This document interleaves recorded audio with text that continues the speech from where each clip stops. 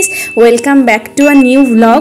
আজকের ব্লগটা হচ্ছে ভীষণভাবে স্পেশাল একটা ব্লগ। আজকের ব্লগে আমরা গেছিলাম সোনামুখী মৎস্যব দেখবার জন্য। তো সেখানে গিয়ে কি করলাম সেটাই আজকের ব্লগে তোমাদের সাথে শেয়ার করছি। তো ভিডিওটা একদমই স্কিপ করবে না, এন্ড পর্যন্ত দেখবে। অনেক কিছু ইনফরমেশন কিন্তু তোমাদের সাথে আজকে শেয়ার করব। যদি কিছু ভুল হয়ে থাকে তাহলে অবশ্যই কমেন্ট সেকশনে জানিয়ে দিও। বাঁকুড়া জেলার প্রাচীন পৌর শহর সোনামুখীতে 12 মাসে 18 পার্বণ। কালী কার্তিক পুজোর পাশাপাশি সোনামুখীর একটি ঐতিহ্যবাহী উৎসব হলো শ্রী শ্রী বাবা মনোহর দাসের মহোৎসব, যার চলতি নাম মৎস্যব। 3 দিন ধরে পালিত হয় এই মহোৎসব। বসন্তের দোল উৎসব যেতে না যেতেই সোনামুখীর আপমার জনসাধারণ মেতে ওঠে বাবা মনোহর দাসের মহোৎসবে।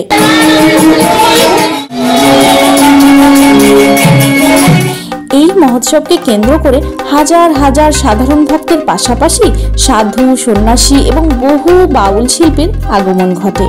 বাবা মনোহর ধামের পাশাপাশি বহু আখড়া, যেমন শ্যাম আখড়া, বড় আখড়া, দাস আখড়া, ছোট আখড়া, সাঁই আখড়াগুলোতেও মানুষের ঢল নামে। তবে শুধুমাত্র সোনামুখী পৌর শহর নয়, বাঁকুড়া জেলার বিভিন্ন প্রান্ত, এমনকি রাজ্যের বিভিন্ন প্রান্ত থেকে সাধারণ মানুষ এই মহোৎসবে অংশগ্রহণ করে। এই উৎসবকে কেন্দ্র করে এলাকার সাধারণ মানুষের মধ্যে উচ্ছ্বাস, উন্মাদনা থাকে চোখে পড়ার মতো। এই 3 দিন ধরে বিভিন্ন আখড়াগুলিতে সাধু ও নরনারায়ণ সেবা হয়ে থাকে। কথিত আছে, বাবা মনোহর দাসের মন্দিরে মানত করলে সেই মনস্কামনা বিফল যায় না।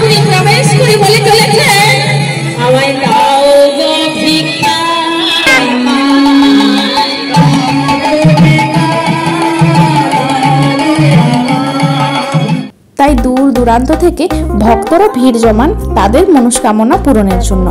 আর এই উৎসবকে কেন্দ্র করে বসে যায় ছোটখাটো মেলা।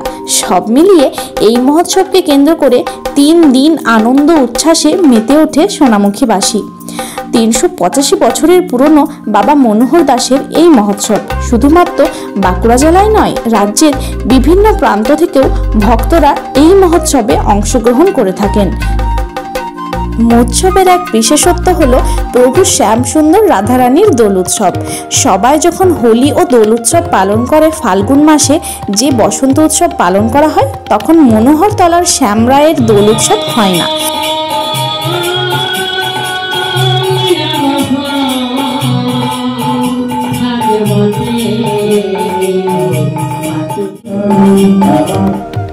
শ্যামরায় হলেন বাবা মনোহরের গুরু।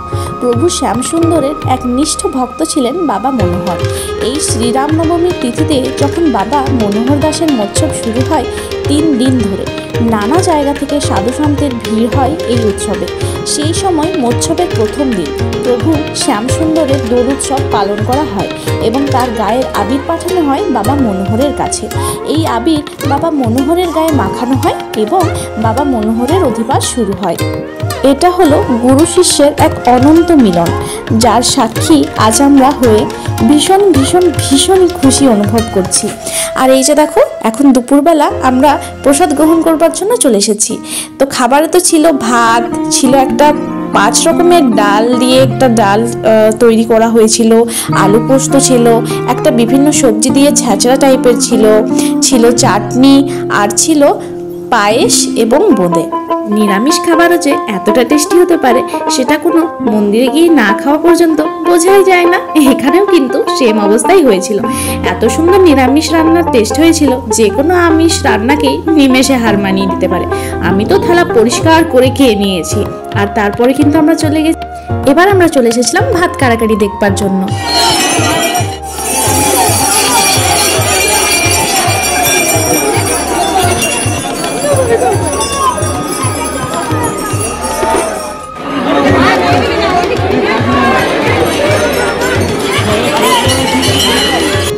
মৎস্যবের অন্যতম প্রধান আকর্ষণ হলো এই ভাত কাড়াকাড়ি।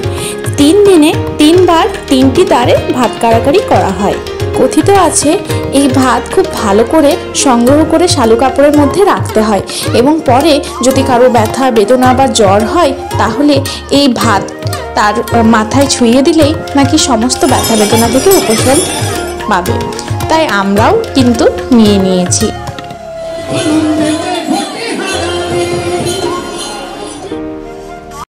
তো আজকের ভিডিওটা এইটুকুটাই। আই হোপ কি তোমাদের ভিডিওটা ভালো লেগেছে। ভালো লাগলে লাইক কমেন্ট শেয়ার করে দিও, চ্যানেলে নতুন হলে সাবস্ক্রাইব করে দিও, আর ফেসবুক থেকে দেখে থাকলে পেজটাকে ফলো করে দিও। Thank you so much for watching. খুব তাড়াতাড়ি ফিরে আসছি নতুন ভিডিওর সাথে, ততক্ষণের জন্য টাটা। অবশেষে ভালোবেসে চলে যাব।